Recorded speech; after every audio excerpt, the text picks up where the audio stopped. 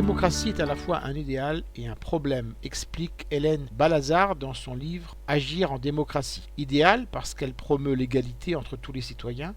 Problème parce que son dessein ne peut jamais être atteint tant les échanges humains sont inscrits dans un processus sans fin et une invention permanente. Son ambition de développer le pouvoir des plus démunis se heurte à celui de l'argent.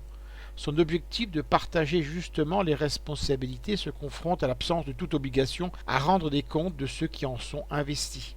Son aspiration à placer l'humain au cœur de la politique s'oppose aux intérêts des groupes de pression. La solution à ces contradictions ne saurait se réduire à une posture seulement descendante ou ascendante, mais bien dans une alliance de citoyens décidés à se faire entendre des pouvoirs publics et économiques. C'est le sens des community organizing que nous présente Hélène Balazar. Il s'agit d'une auto-organisation des personnes concernées par des problèmes à résoudre, pouvant prendre une multitude de formes.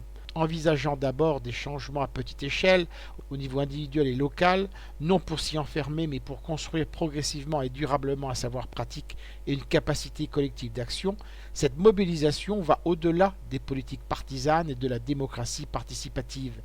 Elle articule une finalité, élaborer un contre-pouvoir, et des moyens, tisser des liens étroits entre ses participants. Cette citoyenneté innovante ne se résume pas à la seule revendication de grief. Face au pouvoir en place, elle se veut force de proposition, comme le montrent les illustrations présentées par l'auteur, qui témoignent combien les initiatives et les débats traversent une démarche cherchant sans cesse à se développer, interagir et s'enrichir de ses propres expériences. Je rappelle le titre de l'ouvrage, Agir en démocratie. L'auteur en est Hélène Balazar.